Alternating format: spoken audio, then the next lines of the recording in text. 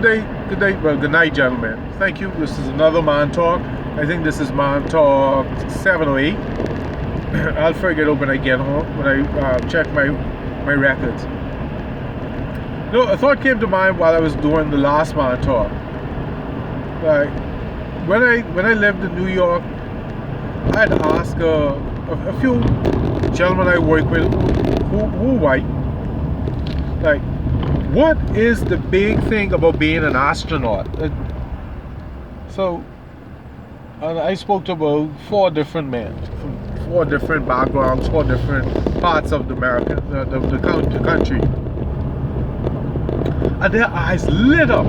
So every boy wants to be an astronaut. I was like, wow. I mean, I wanted to be an astronaut because I thought that was amazing to leave Earth and land on the moon. Well, anyway, but to see the joy, it's like they were taken back to the time in their youth when anything and everything was possible. So I asked the question. I said, of course, the requirement to be an astronaut, excuse me, it's midnight, so kind of sleepy. Anyway, so I said, the requirement to be an astronaut, you know, to qualify, not every boy can be an astronaut. So if you can't be an astronaut, what do you do? And I remember one guy in particular is real tall and skinny. I think he was from Kansas. And he's like, be president. And I'm like, what, you just brush it off like that? I said, yes. Every boy wants to be an astronaut. But if not, they'll settle for president. So I said, all right, that's a job that opens up, and you have to wait 4 years if you don't get it. So what happens in the meantime? So he said, you'll be CEO of a Fortune 500 company. And I was impressed by that because of the thinking. And everyone should have read or at least heard of the book called Great Expectations. And I was like, this is what I'm talking about. These gentlemen, even as boys, believe that they could be astronauts. Now, could you imagine what your life would be like if you believed in your heart of hearts as a child that you could be an astronaut? Like, how do you think you would use your time and your resources? Like, for me, I wanted to be a doctor, so most of my time and stuff as a child was just centered around that.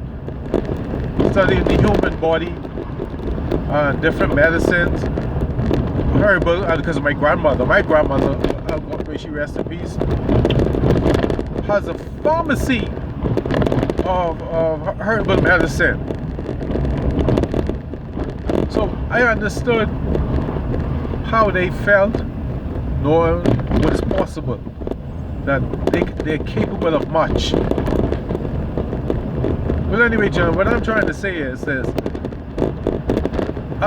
For me, as a man, I would want my children, if they want to be an astronaut, I want to be in a position where I have the money to finance that dream. Even if at 15, 16 they decide they don't want to do it. But as a child, I would want to fan that flame and see how far they go with it. So this is why, for me, having the money to take care of a child was more important than making a child. I wanted, if my child was interested in doing anything, I wanted to have the money to make sure that they can go as far as humanly possible, as far as money is concerned. I don't want them to be hindered because of money. Lack of talent, ability, and effort, that's on them. But for me, I want my children to achieve or know or feel that they're capable of doing anything, and the means be there to pay for it.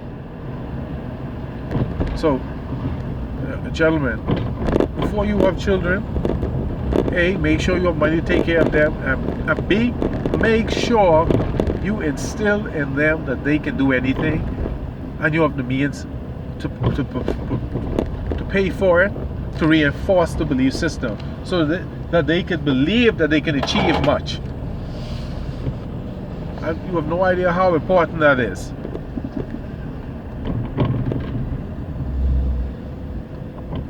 So, gentlemen, what comes to mind is Icarus. Give your children the belief and the means that they can fly, that they can do much, that they can accomplish much. But anyway, this thing is there to me. You understand me? I don't want my children to ever embrace mediocrity. I don't want them to know what that is. But anyway, gentlemen, I'm home. Thank you for spending time with me. I appreciate that. It's been Man Talk. I'll get back to you later. Goodbye.